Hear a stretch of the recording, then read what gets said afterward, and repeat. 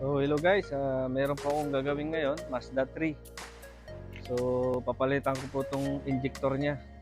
So meron ng injector dito, so lalagay ko na lang, sasalpak ko na lang yung bago. So ngayon, gagawin ko ngayon kasi medyo gabi na rin. So kailangan gawin kasi bukas gagamitin po itong sasakyan guys. So gagawin po natin. Papanood ko po sa inyo paano po pagbaklas, paano po pagkabit.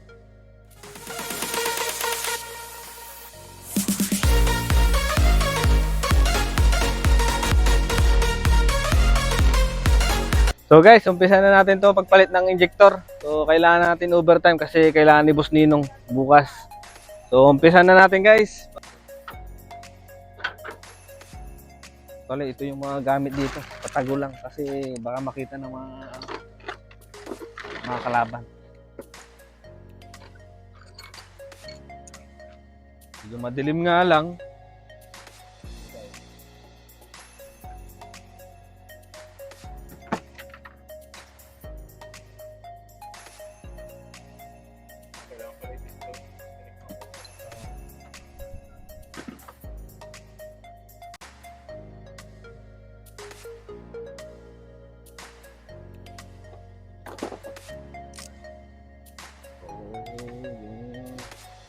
Pahiram ng ilaw. Tapos ito.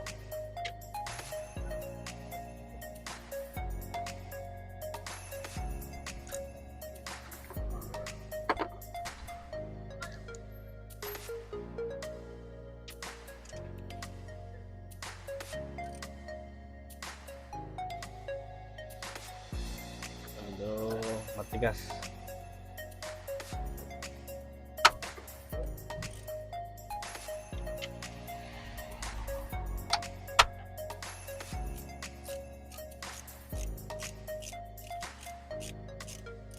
Ito yung dalawa lang naman to eh.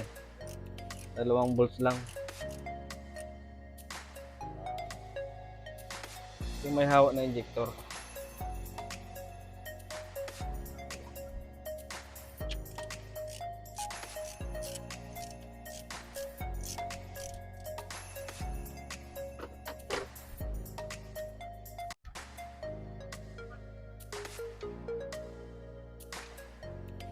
So ingat lang kasi wala tayong magnet pang hugot.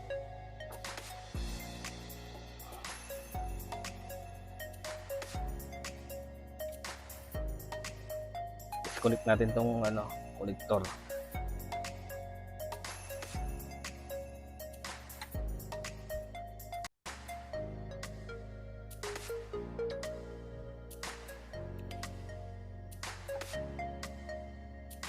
So kita nyo guys, ito yung injector. So kita nyo itong dumi. Sobrang dumi.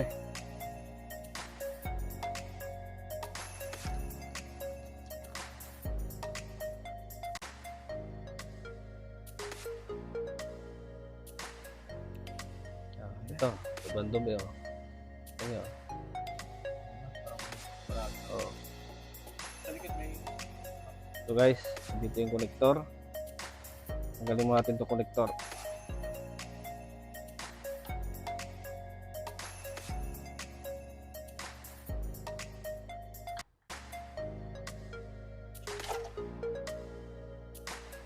Ito na yun, no? So kita nyo guys, no? So, yan. Palitan natin ng bago.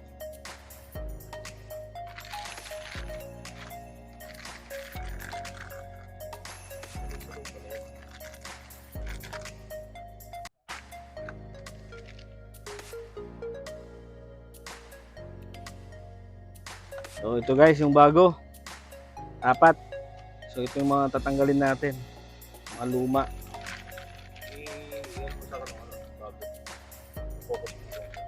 Ito yung mga bago. Yan guys oh.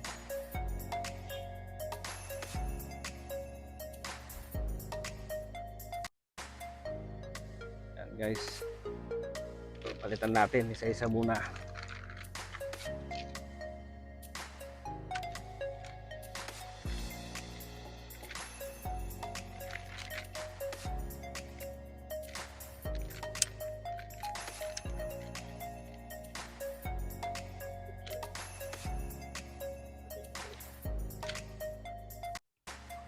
Ito yung luma guys, oh.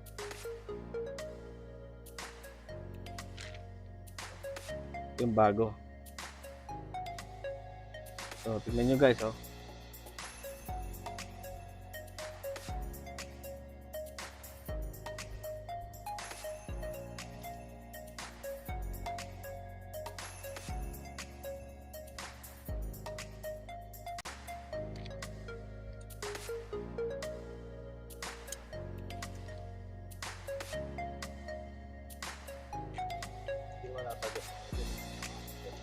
Alin? Yun, hanggang din nagsusit yung, ano, yung ignition.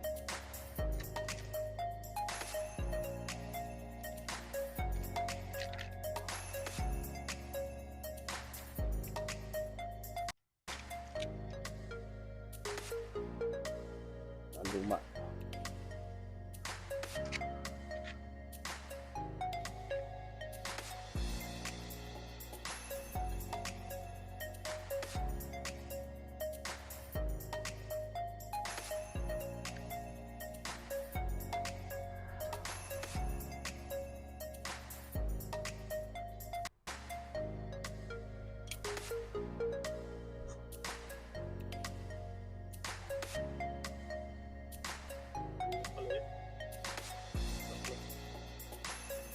So, pinaka-built niya. Ganito guys, oh. Paka-basic lang naman.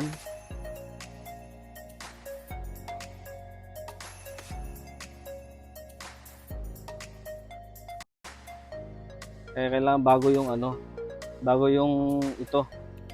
Ito pinaka-uring niya. Kailangan bago para hindi po ano, sumingaw, tagas.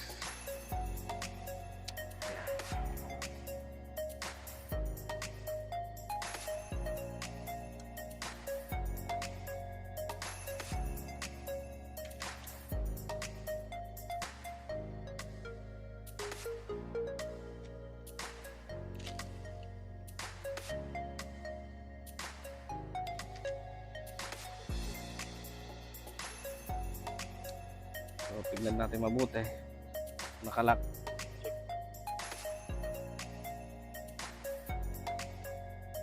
So, yan lang guys, oh. Nakadali lang naman, basic lang. So, kailangan talaga nakalak. Oo. Kailangan tong ano, itong mga o-ring niya, kailangan lapat kasi kailangan bago. Kasi itong mga luma, pag sinalpak mo ulit ng mga luma, baka simingaw, magkaroon ng leak, magkakaroon ng amoy. So, yan guys, oh. Ito yung mga luma, tinanggal, ito yung mga bago. So, yan guys. So, salpak na natin. Bago yan, lagyan mo natin ng lubricate muna natin to guys. So, ito kaya.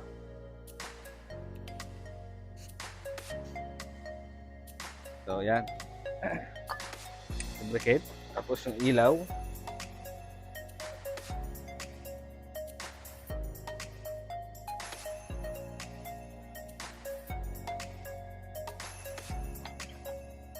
Ayan ang ilaw.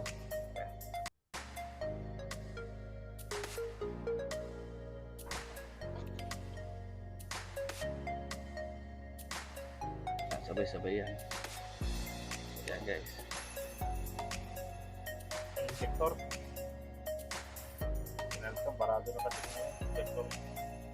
Lumapit kayo ng ayos.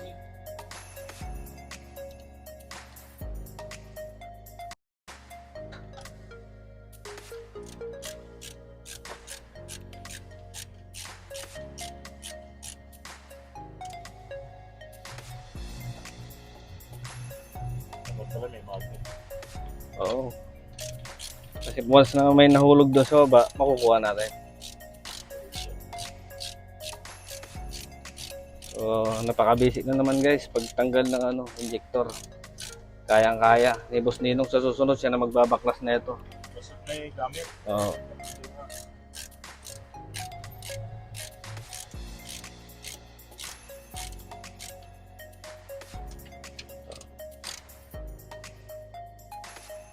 Kailangan maigpit guys para at least pumasok yung injector. Sabay-sabay yan eh.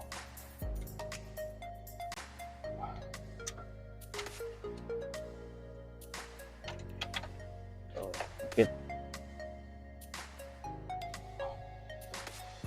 Guys. Napaka-basic, madali lang.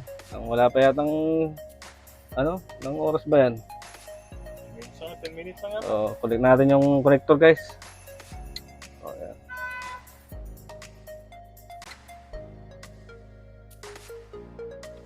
So, gawin natin.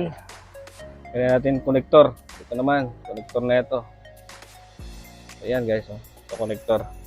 Kailangan nakasalpak itong mabuti. Kasi yan ang Ito yung dumadaloy. yung nagsusupply Oo, ng ito yung gas, drill. ng Oo. fuel. Yan.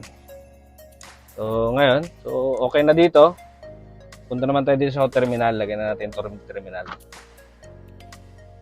Ngayon, kita na natin, guys. Kasi, tapos na eh. Ito truck. Under ba? So, kailangan panda rin. Tingnan natin kung may leak.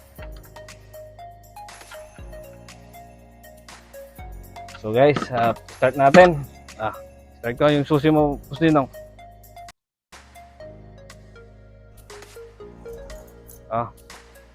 Try natin.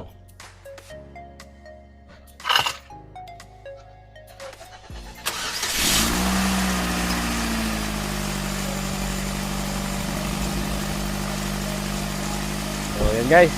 Andar na. So, silipin natin guys kung may kailangan makita natin na mabuti kung may leak.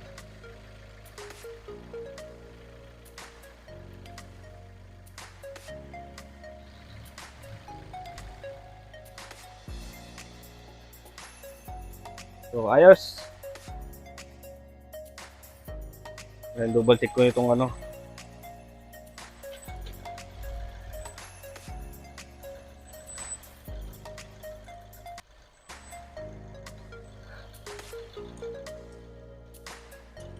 So, ayan guys.